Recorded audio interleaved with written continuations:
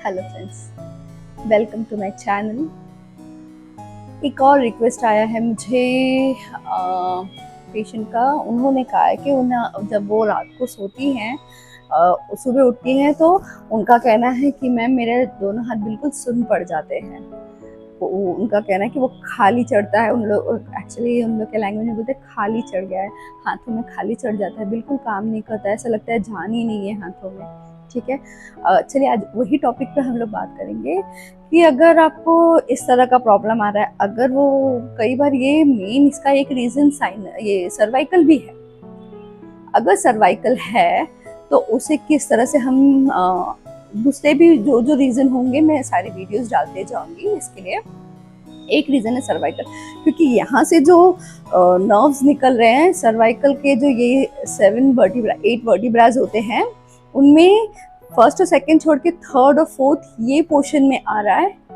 Third fourth यहाँ पे आएगा, फिफ्थ सिक्स यहाँ पे आएगा, और 7 और 8 का जो चैनल है, जो नर्व्स है, वो सारे यहाँ पे ये पोर्शन में। स्पेशली कई लोगों को यहाँ पेन है, उस पर भी मैं वीडियो डाल दूंगी। जिसे भी चाहिए कि मुझे ये यहाँ पे पेन रहता है या ये फिंगर्स में पेन रहता है, मुझे डेफिनेटली बताएंगे। तो ये जो है इसके लिए फिर अगर वो पेन है आपको, ठीक है, अगर यहाँ पे कहीं पे भी पेन हो या फिर बहुत क्या होता है कि उसमें या तो बल्जिंग आ गए, नर्व्स कंप्रेशन है, या फिर कई रीजन होते हैं। ठीक है, बोन्स में भी डीजनरेशन है, तो ये सारे डीजनरेशन हुआ तो वहाँ बल्जिंग हो सकता है, बल्जिंग हुआ तो नर्व्स में कंप्रेशन आ सकता है। तो ये सारी रीजन है। जब ज़्यादा प्रॉब्लम बढ़ते जाएगा हम उसे इग्नोर करते हैं। हमारी आदत क्या है, जब तक ये गले तक ना आ जाए तब तक हम नहीं करते उसका ट्रीटमेंट, है ना। तो हमें क्या करना है कि उसको हो सके शुरू हो रहा है तो समझ जाइए कि मुझे ट्रीट करना है, तो आप बहुत जल्दी उससे छुटकारा पा जाओगे। अगर उसे बहुत लंबे तक आप खींचते रहोगे, चल रहा है, जब एकदम ऐसा हो जाएगा तब उसे ट्रीटमेंट भी लंबा देना पड़ेगा, राइट, क्योंकि वो सुन्न हो चुका है। अब उसको सुन्नपन हो जाए या पेनफुल हो जाए तो उसे किस तरह से ट्रीट करते हैं आज मैं मेथी पट्टी से बता रही हूँ। उसके बाद में उसके जिस तरह से मैंने दूसरे सारे अब पॉइंट्स भी मैं थोड़े देने शुरू करती हूँ, जिससे आपको काफ़ी रिलीफ हो जाएगा। ठीक, अगर वो रूट से ठीक करना है तो रूट से भी ठीक हो जाता है। अगर आप मुझे बस कमेंट करिए कि कौन सा ट्रीटमेंट चाहिए कि आपको तुरंत रिलीफ हो जाए या फिर उसे आप लंबे समय तक करने को तैयार हैं, 3 महीने 6 महीने, उसे रूट से ठीक करना है, वो भी मुझे आप बता दीजिएगा। ठीक है, आज मैं बात कर रही हूँ कि अगर बहुत ज़्यादा ऐसे खाली चढ़ रहा है, पेन हो रहा है, ये सारे सब नम पड़ जा रहे हैं, सुबह उठ के कुछ करने का मन, हाथ सारे जकड़ गए हैं, है ना, ऐसा होता है, हाथ जकड़ गया है, शोल्डर जकड़ गया, तो उसके लिए जो ट्रीटमेंट है मैंने ऑलरेडी सर्वाइकल पेन पे डाला है, फिर भी मैं वापस से एक बार बता देती हूँ।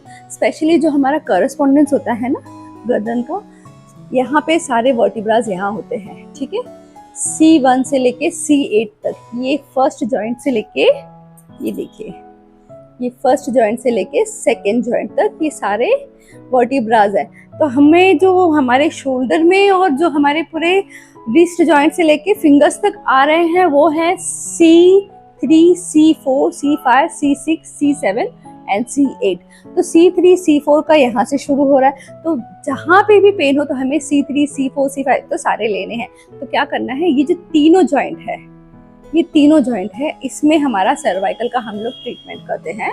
ठीक है, इसमें ट्रीटमेंट करेंगे।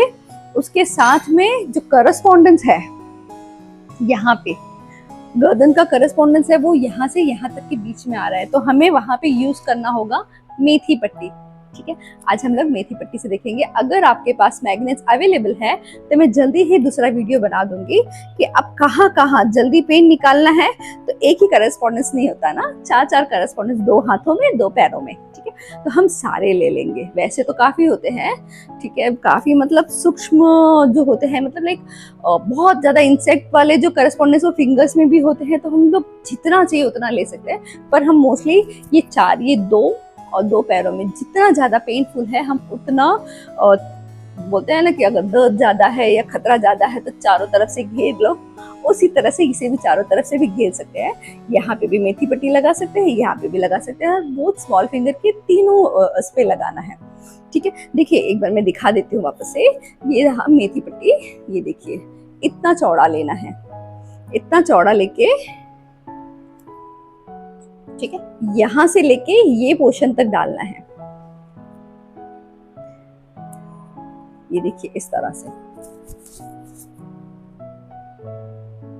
ये पोर्शन से यहाँ से इसे लंबा डालना है और इसको डाल के धीरे धीरे इस तरह से प्रेशर देते रहना है। अगर ये बार बार उखड़ रहा है, आपको कंफर्टेबल नहीं लग रहा है, तो ऐसे पट्टियां घुमा दीजिए, चलेगा। फिर इसे इस तरह से प्रेशर देना है। बहुत ज्यादा पेन है तो दोनों हाथों में ले लीजिए। और भी आपको जल्दी करना है, दोनों पैर के जो ये है टो है, जो अंगूठा है, अंगूठे के ऊपर के पोर्शन पे लगा देना है, नेल से लेके लास्ट तक का पूरा उस पे मेथी पट्टी लगा के दोनों इस पैर से यहाँ इसको प्रेशर कर रही है, इस पैर से इसे धीरे धीरे प्रेशर करते रहिए तो भी काफी है। नहीं झुक पा रहे हो, पैर हाथ में नहीं ले सकते, तो पैर से पैर का भी कर सकते हैं, वरना पैर को ऐसे पैर का अंगूठा पकड़ के भी उसे प्रेशर दे सकते हैं। इतना करना है, ये करना है। फिर उसके बाद में हमें लगाना है स्पेशली, ये देखिए यहाँ पे दिख रहा है मेथी पट्टी। और मेथी पट्टी बनानी कैसी है, बनाना कैसे है और किस तरह से इसे यूज करना, बनाते कैसे हैं, ये मैंने ऑलरेडी एक वीडियो डाला है, हाउ टू मेक मेथी पट्टी। ठीक है, तो इस तरह से वो देख लीजिए आप, किस तरह से मैंने बनाया है, किस तरह से मैंने ये किया है, कितना आसान तरीके से बनाया है, जिससे आप 4 क्या 6 10 भी फटाफट बना सकते हैं। ठीक है, यूज करना है पेपर पट्टी, दूसरी पट्टियां नहीं यूज करनी है। हाँ, ये कैसा है कि स्किन फ्रेंडली है, आप डेली भी लगाओगे तो इससे कोई इश्यूज नहीं है। अगर आप कहीं से भी कुछ भी उठा के कोई भी पट्टियां यूज करोगे तो शायद स्किन रैशेस या फिर कोई एलर्जी शुरू हो सकती है, इसलिए आपको देखिए इस तरह से लगाना है। ठीक है, ये देखिए, ये बोथ हैंड भी लगा सकते हैं, लेकिन ये चाहिए तो आप सिर्फ लेफ्ट थंब में भी लगा सकते हैं ये मेथी पट्टी, और बोथ स्मॉल फिंगर में भी लगाना ही है। बोथ स्मॉल फिंगर, क्योंकि ये हमें दोनों साइड को ट्रीट करना है, ना कि एक साइड में। कभी भी कहीं पे भी गर्दन में आ रहा है तो हम दोनों तरफ से जब ट्रीट करेंगे तो जल्दी इफेक्ट आता है। ठीक है, तो इस तरह से दोनों उसमें, और ये सिर्फ लेफ्ट थंब में लगा के बार बार इसे प्रेशर देते रहोगे तो भी चलेगा।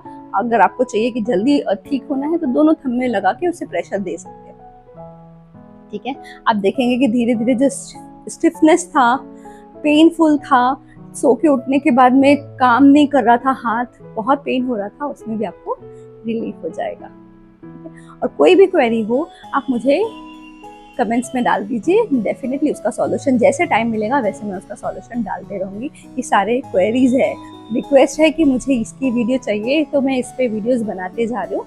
तो मैं चाहती हूँ कि आप लोगों को कोई इश्यूज है तो आप मुझे कमेंट कर दीजिए, तो जैसे टाइम मिलेगा उसका मैं वीडियो बना दिया करूँगी। Thank you, friends.